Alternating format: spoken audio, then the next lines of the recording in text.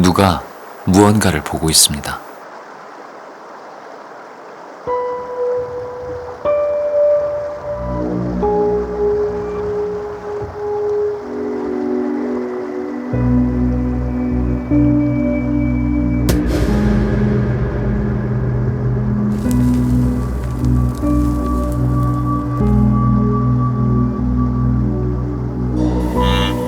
강가에 쌓여있는 동족의 사체.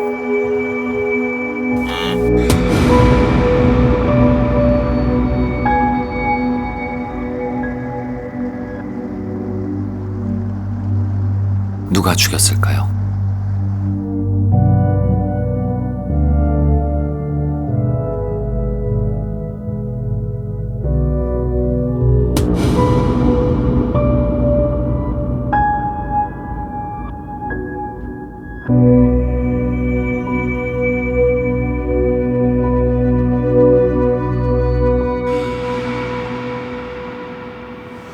사건 발생 4일 전.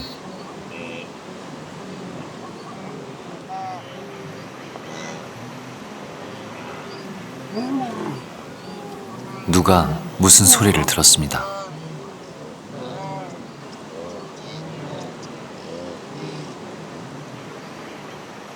누군가 다가오고 있습니다.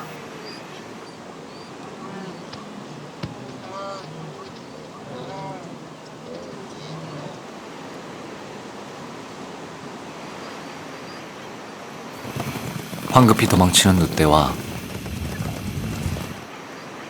서서히 다가오는 포식자.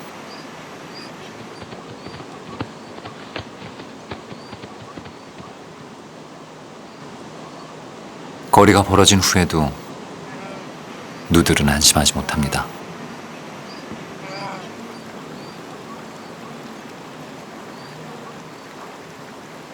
사자의 이빨이 향하는 곳은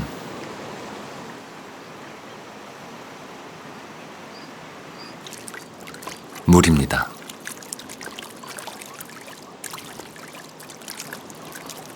물로 배를 채우려는지 한참을 마십니다.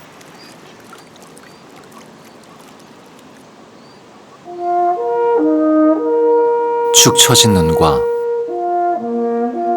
떡진 흰머리,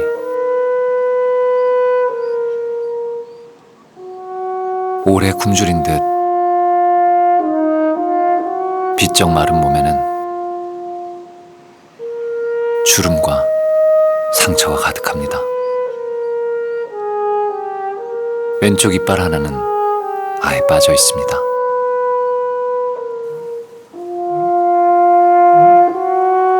사냥을 하기엔 그는 너무 늙었습니다.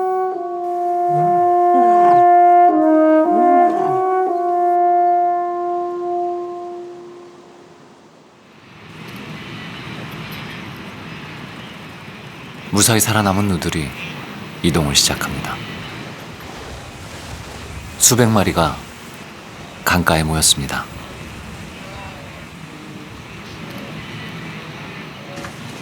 초원 한쪽의 풀을 다 먹고 나면 누들은 2달에 거쳐 마라강을 건너는 대이동을 합니다.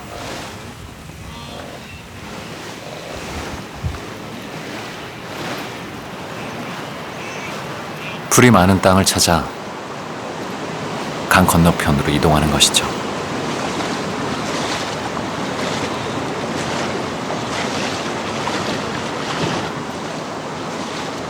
그런데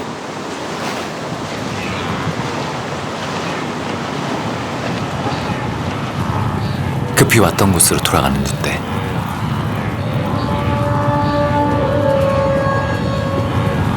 대체 무엇을 본 것일까요?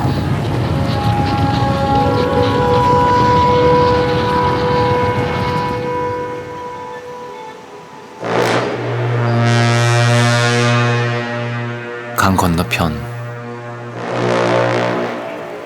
매복하고 있던 사냥꾼입니다.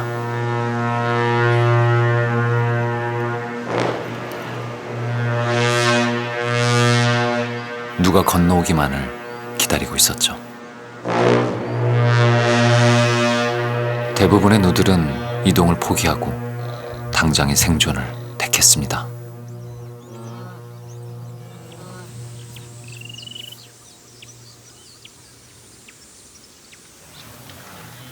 누가 다시 모였습니다.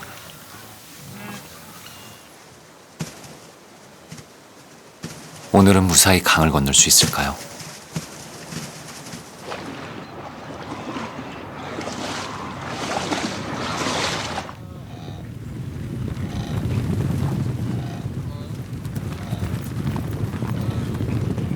뿌연 흙먼지를 뚫고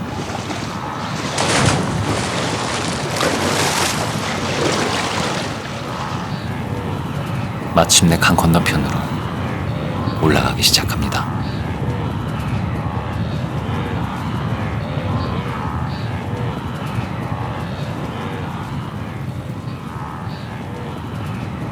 새로운 땅에 발을 내딛는 그때,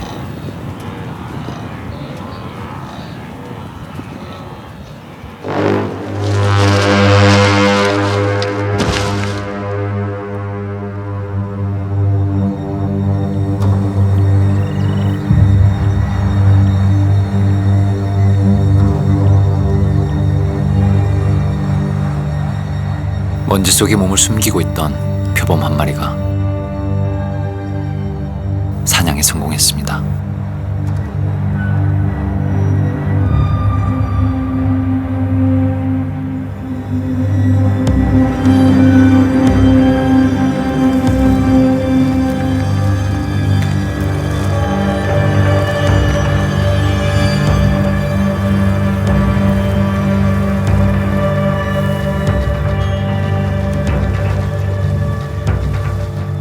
날카로운 이빨을 가졌지만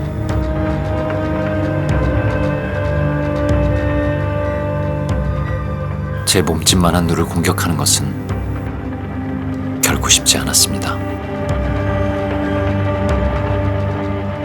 한참을 기다려서야 한 마리를 죽이는 데 성공했죠.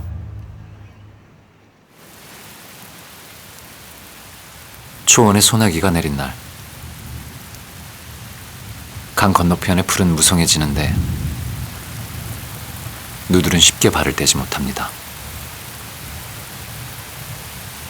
강물에 몸을 숨긴 악어 한 마리.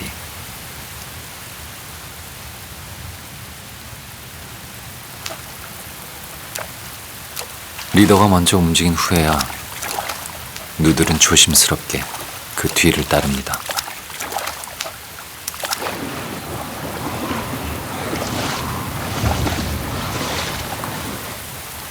강은 누에게 늘 낯설고 위험한 공간이지만 살기 위해서는 반드시 건너야 합니다.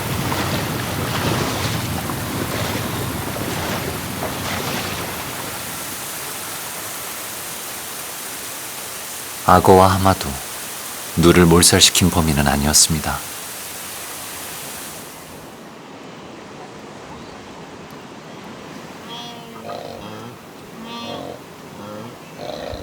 그리고 그날은 모든 것이 완벽한 날이었습니다.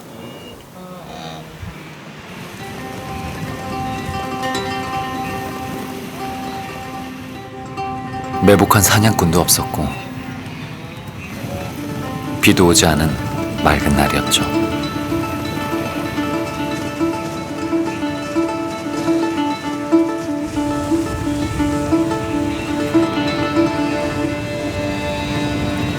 이 절호의 기회를 놓칠 수 없었던 이들이 한꺼번에 몰려들었습니다.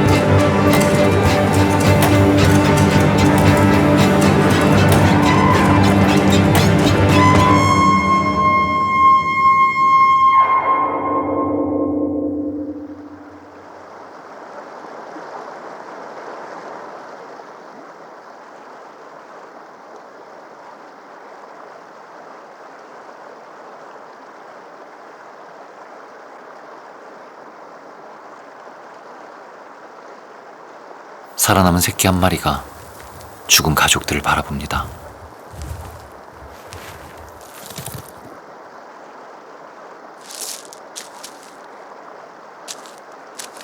한 시간도 채 되지 않아 수십 마리가 죽었습니다.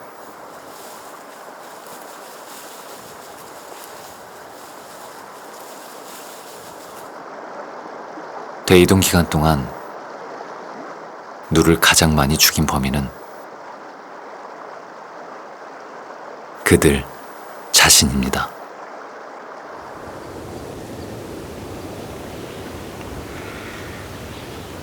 누군가에게는 가슴 아픈 죽음이지만 마라강 근처의 동물들에게 이 사건은 조금 다른 의미를 갖습니다.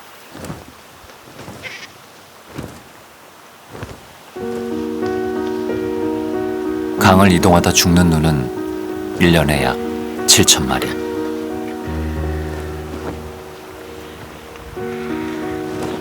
천톤에 달하는 고기가 됩니다.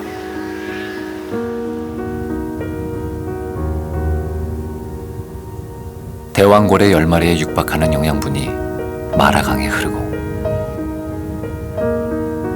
강 근처의 모든 살아있는 것들을 살찌웁니다. 자연에서 누가 죽는 것은 다른 누가 사는 일. 코끼리도 기린도 죽고 나면 모두가 누군가의 양분이 됩니다. 그리고 풀숲의 나뒹구는 또 한 구의 사체. 눈을 부릅뜨고 죽은 사자입니다.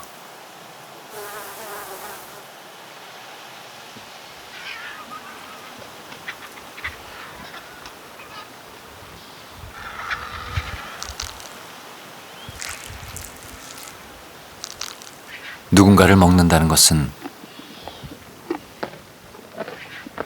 지구상의 가장 큰 커넥션입니다.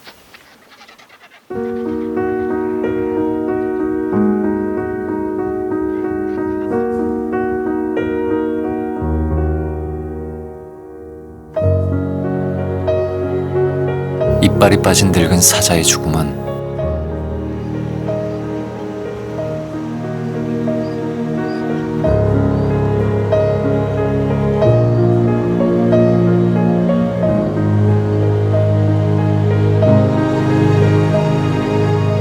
또 다른 생으로 연결될 것입니다.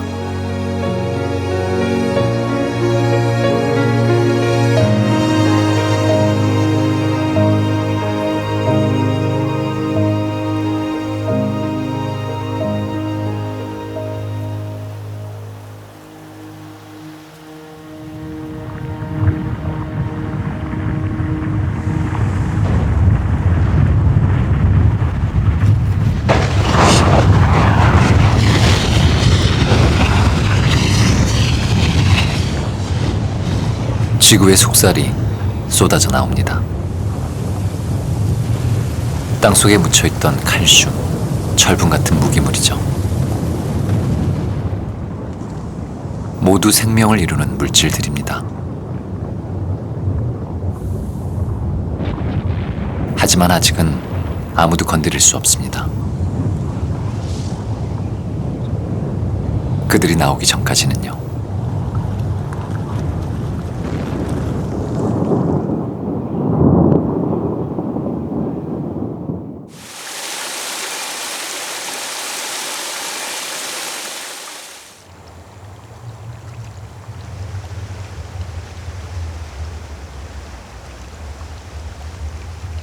시간이 흘러 비와 바람이 돌을 식히면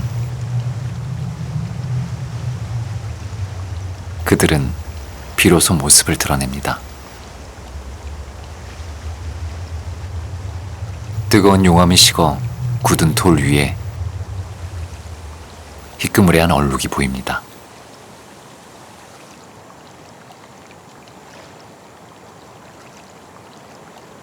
이 얼룩들은 살아 있습니다.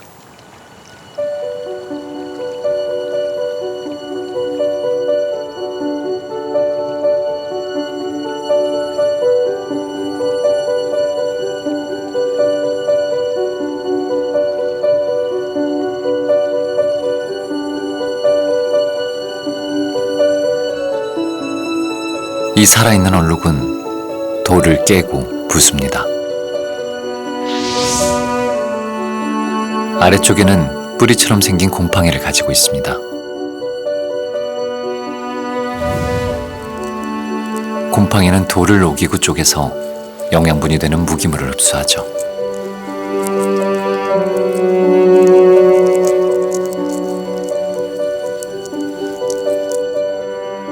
이 영양분이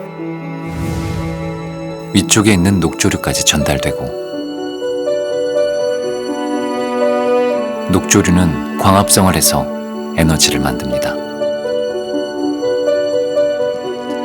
곰팡이와 녹조류가 결합해 탄생한 이 얼룩은 지구 표면을 덮은 최초의 생물입니다.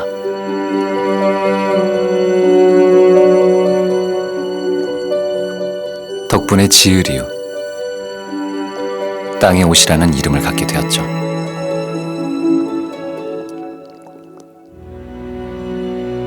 우리 주변의 땅도 여전히 이 옷을 입고 있습니다.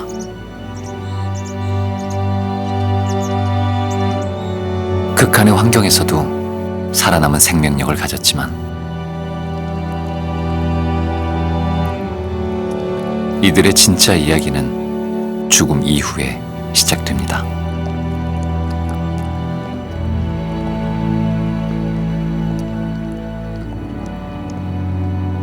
지류가 부순 돌가루에 지류의 사체가 섞여 생겨난 새로운 물질.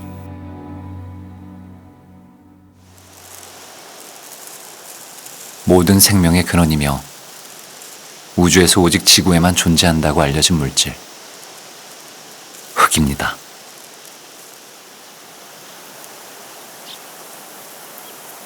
흙이 탄생한 후 하늘을 뻗은 기둥들이 생겨났죠. 그리고 이 기둥들은 더 많은 생명의 터전이 되었습니다.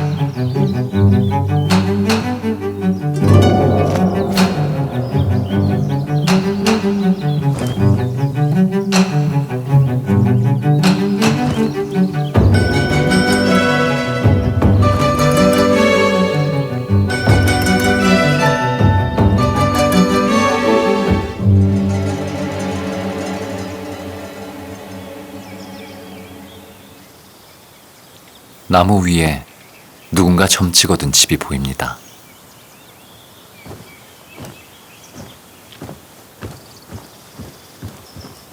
입주를 시도하는 물새 한 마리. 물갈퀴가 달린 말은 나무에 매달리기조차 쉽지 않습니다.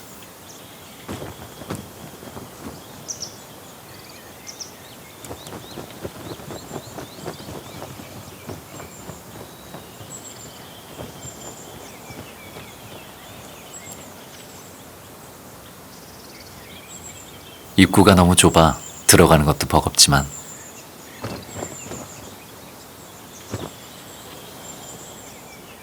이 집만은 포기할 수가 없습니다.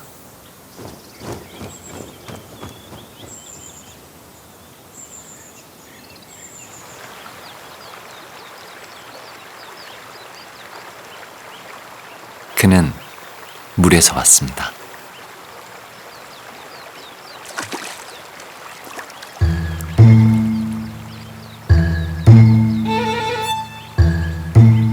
나무에서와 달리 물속에서는 우아하게 움직이는 발.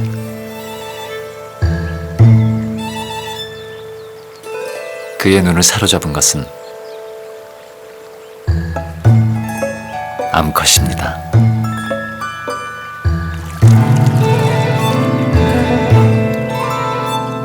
적극적으로 다가가 보지만 약 15대 1의 경쟁률을 뚫어야 합니다.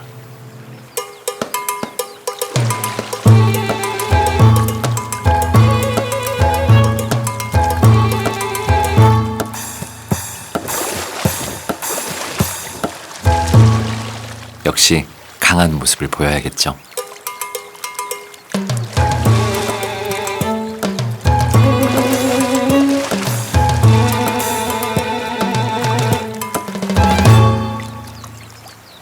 이런 저돌적인 모습이 과연 먹힐까요? 먹혔네요.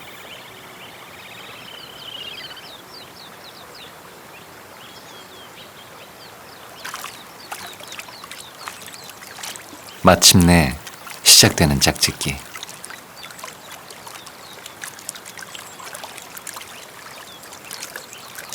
수영을 하면서 짝짓기를 하다니 대단하네요. 부부가 되었으니 새 집이 필요합니다.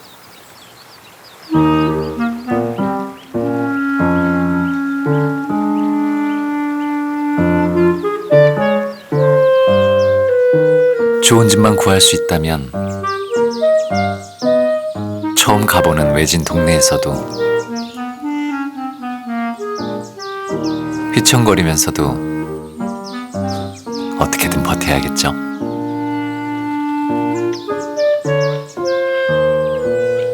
발붙일 곳 하나 없는 낯선 곳에서 이 신혼부부는 지금 입주 기회를 노리고 있습니다.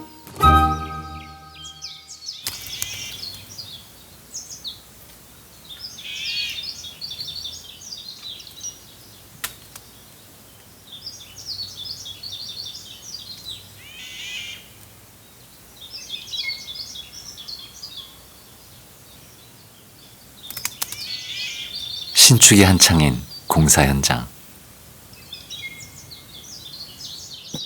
그는 나무를 뚫어 스스로 집을 짓는 숲속의 유일한 건축가입니다. 원앙과 달리 매달리기에 최적화된 날카로운 발톱.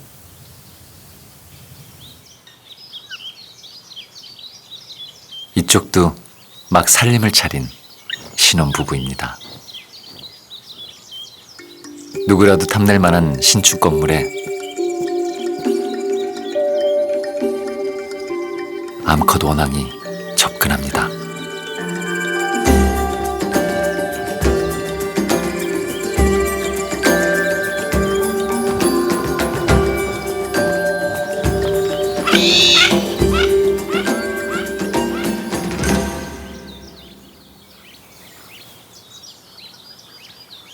쫓겨난 원앙이 간신히 숨을 고르는데 집주인은 이마저도 봐주지 않습니다.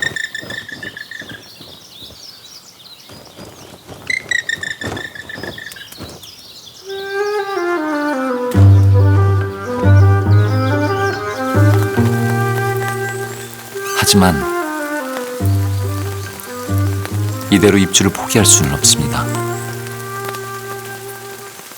원앙은 스스로 집을 지을 수 없기에 누군가 집을 내놓기만을 기다릴 수밖에 없죠.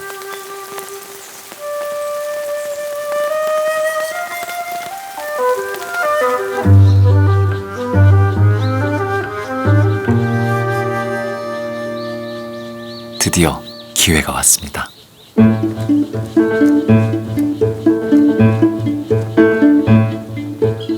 집주인들이 모두 집을 비운 틈을 타 암컷 원앙이 입주에 성공합니다. 새끼를 여러 낳아 키울 수 있을 만큼 넉넉한 집이죠.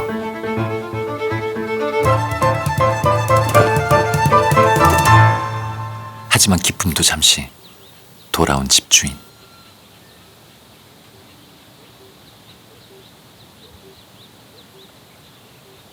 눈치 보는 수컷.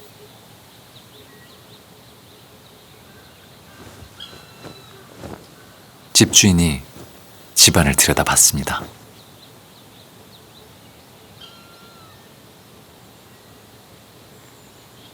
집주인은 점점 흥분하기 시작합니다.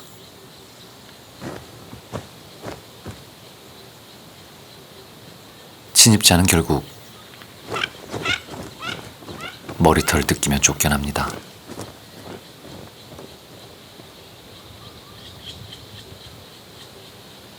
쫓겨난 이의 가슴에는 핏자국이 남았습니다.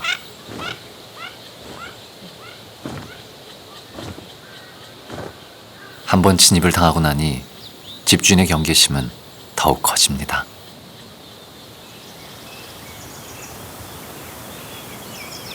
결국 암컷 원앙이 다른 집을 보러 왔습니다.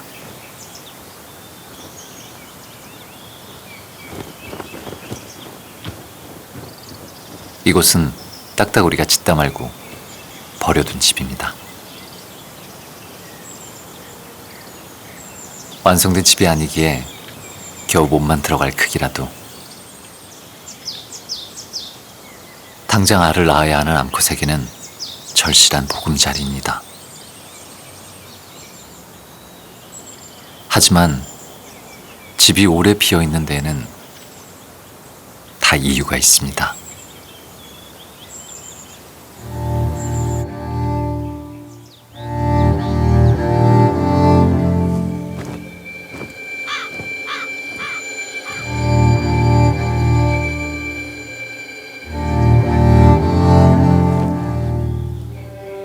알을 노리는 까마귀가 암컷 원앙의 머리를 물어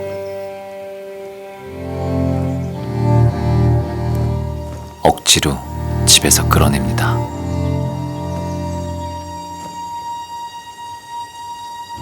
알을 덮어두었던 솜털이 불입니다. 새끼들은 무사히 태어날 수 있을까요?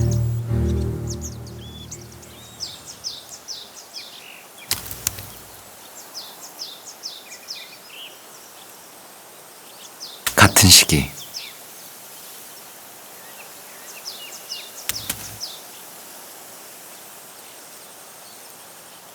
원앙의 침입에 시달리던 까막딱따구리는 살던 집을 포기하고 새 집을 짓기로 했습니다.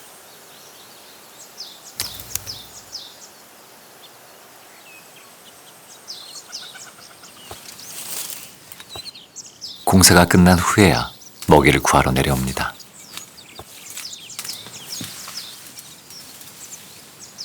그가 이토록 안전한 집에 집착하는 이유는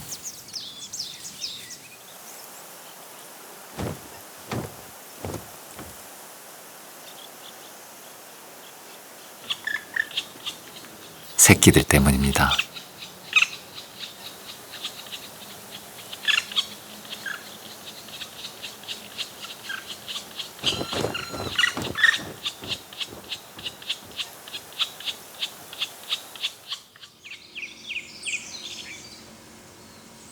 한편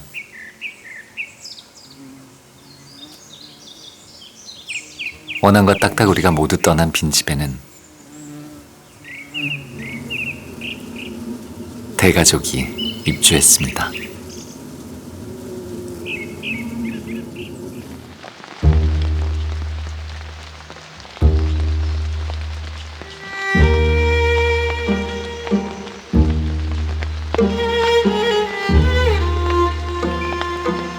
온 숲이 비에 흠뻑 젖어도 새끼 딱따구리는 젖지 않습니다.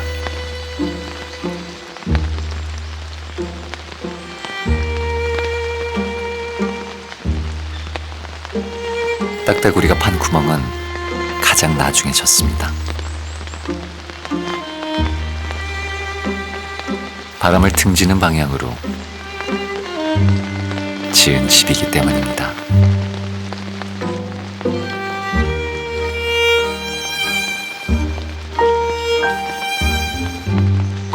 동물들은 지켜야 할 것이 생길 때 집을 가집니다.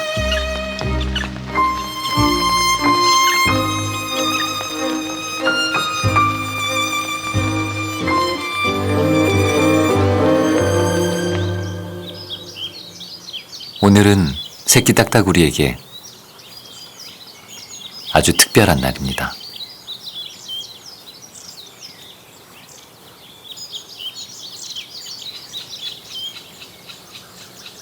혓바닥을 내밀어 사냥하는 연습도 다 마쳤으니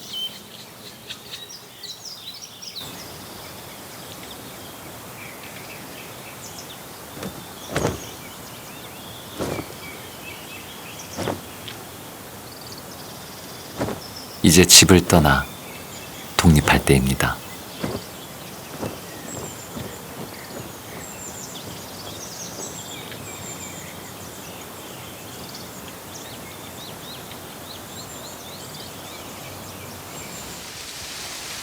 다른 집에도 그날이 왔습니다.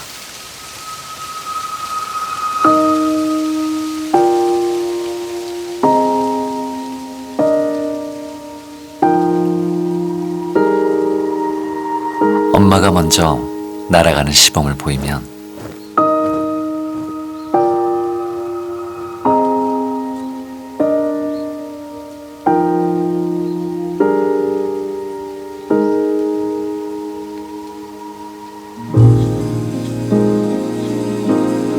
갓 태어난 새끼도 용기를 내요.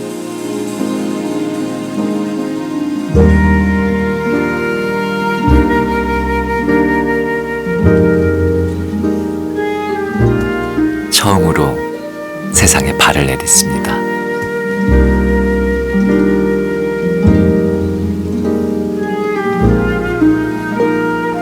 첫째와 둘째가 떠나고 막내만 남았습니다.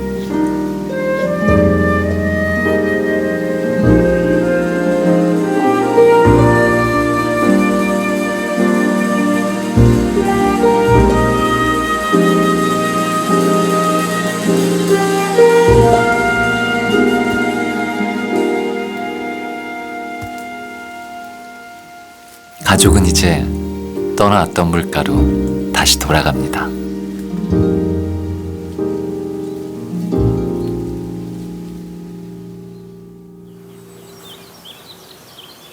이듬해 봄, 딱따구리, 원앙, 벌이 들락거린 집에 새 주민이 들었습니다. 새로 입주한 동고비는 리모델링이 한창입니다.